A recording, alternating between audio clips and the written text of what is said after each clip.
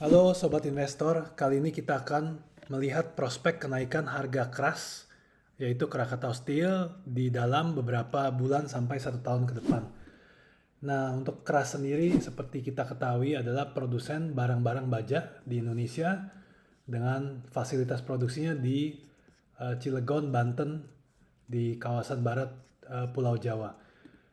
Nah, pertama-tama kita lihat dulu kalau untuk industri baja ini sebenarnya di dunia eksportir terbesar untuk steel ya di sini adalah Rusia, Jepang, Korea Selatan, Ukraina dan sebagainya. Tapi kalau kita lihat lebih lanjut di luar dari Rusia dan Ukraina yang sedang berperang, Jepang, Korea Selatan dan Cina itu sebenarnya adalah negara-negara yang berada di Asia. Nanti kita akan lihat lagi implikasinya itu apa. Lalu kita lihat importir baja di 2018, kita lihat terbesar adalah Amerika Serikat, ini Eropa, Saudi Arabia, Filipina, Vietnam, dan juga Indonesia di nomor ke-6. Implikasinya untuk Indonesia itu apa? Kalau memang suatu negara mengimpor suatu materi, berapa berarti harga produk tersebut di negara tersebut itu lebih tinggi. Jadi harga produk untuk keras itu otomatis akan lebih tinggi karena Indonesia masih importir baja. Jadi untuk produsen lokal seperti keras itu sangat bermanfaat, memberikan margin tambahan. Nah, kita sekarang melihat ke arah ini adalah berita mengenai harga gas. Gas ini dibutuhkan untuk bahan bakar membuat baja, gitu ya. Nah, kalau kita lihat ini adalah berita mengenai harga gas yang tinggi di pasaran Asia. Jadi berita ini baru turun di Agustus 17, berarti baru minggu lalu. Nah, kalau kita lihat di sini dari grafik pada waktu bulan Maret sempat naik ke $70 ya, $70. Ini satuannya adalah MMBTU. Jadi satuan yang umum untuk suatu gas. Sempat turun ke level $20 di bulan Juni. Nah, sekarang berada naik lagi nih di level $60. Nah, harga gas ini tertinggi lebih dari 2 tahun terakhir ya, di luar dari harga Maret. Implikasinya apa? Dari harga gas yang $20 menjadi $60, berarti harga produksi untuk produsen di Asia naik 3 kali lipat harga untuk memproduksi sesuatu, termasuk juga baja. Kita lihat lagi ke listnya ini. Jadi untuk eksportir di sini selain Rusia yang sedang berperang dan juga Ukraina, produksi juga terganggu. Kemungkinan besar juga produksi ini, ekspor ini akan berkurang ya karena dipakai untuk perang ya. Perang membutuhkan banyak baja. Jadi dari Jepang, Korea Selatan, Cina, India itu berada di Asia. Dan eksportir-eksportir ini mengalami kenaikan harga gas alam yang lumayan tinggi. Jadi 3 kali lipat dari harga di bulan Mei, Juni, 3 bulan sebelumnya. Kita juga bisa lihat untuk gas alam itu siapa saja yang mempunyai surplus. Jadi kalau gas alam yang mempunyai surplus biasanya harga gasnya lebih murah. Nah, ini adalah negara-negara penghasil ekspor natural gas atau gas alam. Jadi ini terbesar adalah Rusia yang sedang berperang, US, Qatar itu terbesar ketiga, Norway itu di Eropa, Australia itu di Australia. Nah, kalau kita lihat ke bawah, Indonesia itu nomor 13. Jadi Indonesia itu mengekspor gas alam. Kalau kita lihat negara-negara tadi yang merupakan pengekspor baja, sebenarnya mereka itu mengimpor gas alam. Ya, kita ke listnya untuk pengimpor gas alam. Kita lihat nomor 5 Korea Selatan tadi ya. Mungkin ada juga Cina di sini 55.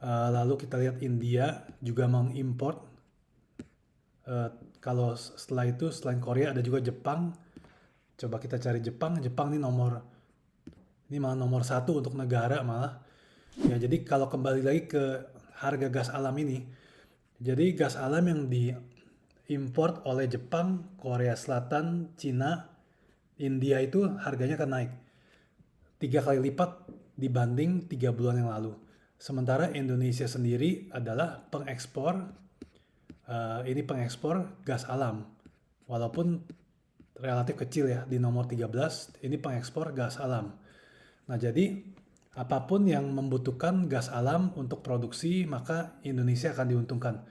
Salah satunya adalah produksi baja sendiri. Nah, untuk keras sendiri bisa kita lihat di sini ya, bahwa untuk kuartal 1 dengan laba sebesar hampir Rp20 per lembar. Kalau kita setahunkan, saat ini untuk per keras sendiri ini hanya sekitar 4,9 sampai 5. Jadi masih murah. Kalau kita asumsi per sama dengan 10, berarti keras berpotensi naik hingga ke level Rp800.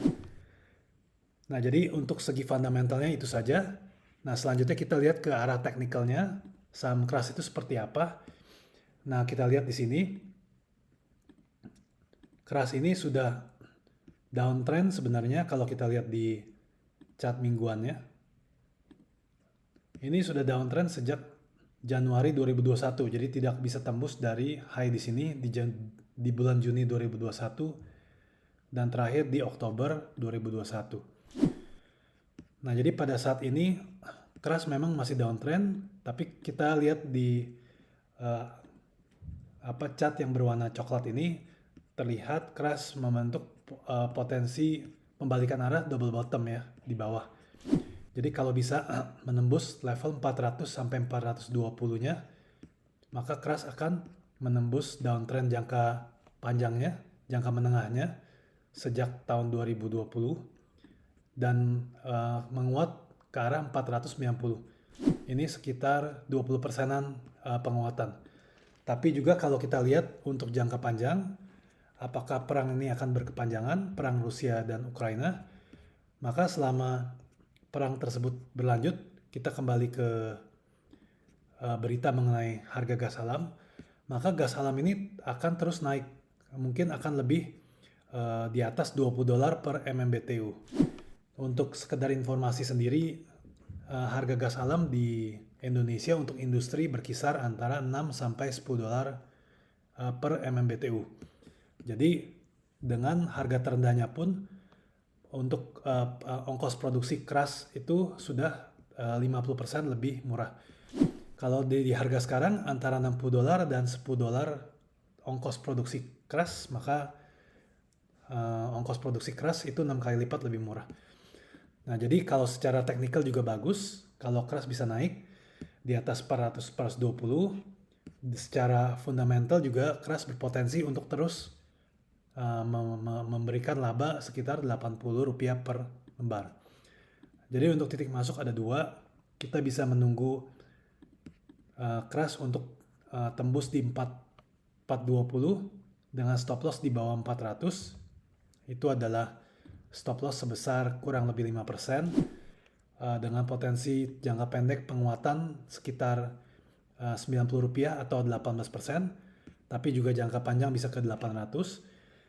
Untuk titik masuk kedua, bisa kita lihat, kita membeli di kotak ini di antara 380 sampai 390 dengan stop loss kecil di bawah 360, sekitar Rp20. Rp20 itu sekitar 6 sampai 7%, tapi juga dengan kenaikan lebih. Tentu saja lebih berisiko dengan situasi saat ini karena resistance 400-410 ini belum ditembus, jadi lebih sulit untuk naik. Dan memang juga downtrend warna hijaunya belum ditembus ya. Tapi kelihatannya sangat berpotensi, terutama kalau harga gas alam di Asia berlanjut untuk tinggi seperti sekarang ini. Kemungkinan besar maka keras akan tembus dari resistance 400 sampai 420-nya. Jadi sekian saja untuk prospek kenaikan saham keras di jangka menengah. Semoga bermanfaat. Sampai ketemu di video berikutnya.